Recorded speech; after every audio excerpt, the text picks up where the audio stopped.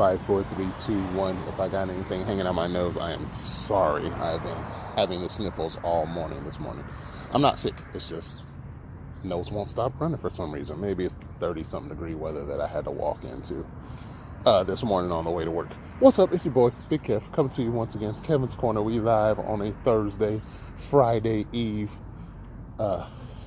first break of the morning. And yes, I can still see my breath escaping my body, so it is still quite cold out here in the Valley of the Sun.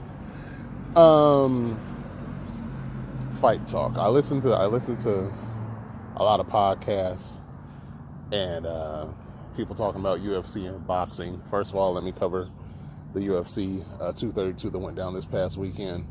The double main event was Amanda Nunes versus Cris Cyborg, and then the main event was Jon Bone Jones coming back after a year and a half off and fighting Alexander Gustafsson.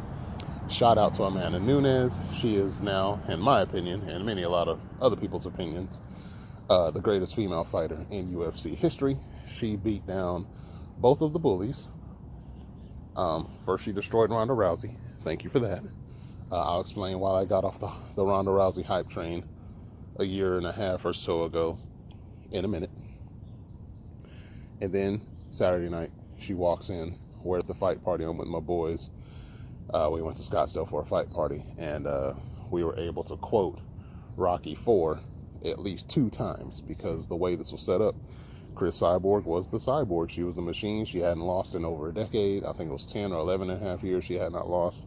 They created a division just for her. They created a 145-pound division just for her, so it could be easy for her to cut weight and make fights and all that good stuff. So Amanda Nunes comes up from 135 pounds up to 145 pounds to face Cris Cyborg. I was pulling for Amanda because I just needed Cyborg to be beat. The jokes were going around that she was a man. Very rude. She just looks a little manly. She's married to a man and all that good stuff. But, you know, that was the joke after every time Cyborg destroyed somebody was, man, maybe she needs to start fighting dudes because this just ain't fair. So my question going into the weekend was, I know Amanda Nunes hits hard. We saw the way she destroyed Ronda Rousey. We saw the way she beat up, not Holly Holm, but the one who, doggone it. Her nickname was Cupcake. Y'all help me out in the comments. Her nickname was Cupcake, and Ronda Rousey always beat her, got her down with a arm bar. She's retired now. But Amanda Nunes walked through both of them like they were nothing. So my question is can she hit hard enough to hit Cris Cyborg? And the answer was a resounding yes. She walked out there first round, didn't waste no time. She said, I'm going to dance with what brought me. And what brought me to the dance is these hands. You're going to get these hands, though. Caught her early in the first round. Hit her with a nice leg kick. Then hit her with a 1-2 on the chin. And Cris Cyborg's legs buckled. Everybody in the fight party gasped. We all held our breath like, oh my gosh, is this it? Is this really what's going to happen? Yes, it is. She knocked her down. Cyborg hopped back up. She knocked her down again. Cyborg hopped back up. She got up against the fence. Rained one more punch down on her. Her body went limp. She went down to the mat head first. The referee jumped in and stopped the fight. New champion. Shocked the world. She's a double champ. She's a 135-pound champ and a 145-pound champ. Thank you, Amanda Nunes, for coming through and beating these bullies up and knocking them off the block. Now, main event, Jon Jones, Alexander Gustafsson, the rematch of the greatest light heavyweight championship of all time a couple years ago. And I remember watching that fight at Buffalo Wild Wings with my boys. Of course, this one didn't live up to the first one. The sequel wasn't as good as the original. Jones came out there, paced himself, made sure Alexander could not get into a good boxing rhythm. They even took him down one time. Took him down, got him down, and tried to submit him. Couldn't quite submit him, but he took his back and just started raining punches down. And the referee had to stop it because Alexander could not respond to the punches. Jon Jones, your champ again, calls out Daniel Cormier. Cormier releases the title the day before, the light heavyweight title, and says he just wants to focus on heavyweight. Should they fight a third time? I don't know. If they fight a third time, I would like to see it in heavyweight because I think Cormier would have a better chance. Jones wouldn't have to worry about cutting weight. Throw him in there. Throw all the testing in there. so nobody can cheat, and let's see what happens. But that was UFC. Here we go. The reason why I hopped off the Ronda Rousey hype train. Born and raised in a Christian household, Baptist. Bible says the man is the head of the household. The man is the leader of the planet. Women weren't put here to compete with us. Women were put here on this planet to help us. If you're not helping us, then you're a problem. Ronda Rousey caught fire. Set UFC on fire. Made a women's division. All good and dandy. She's running through the competition. She's beating these chicks down left and right. And they started deeming her as untouchable. She's the Mike Tyson of the female UFC division. Nobody can touch her, nobody can touch her, nobody can touch her. I was cool with Ronda Rousey until she opened her mouth and her fans started going after Floyd Mayweather Jr., the best defensive boxer and the greatest boxer of his generation. 50-0 now.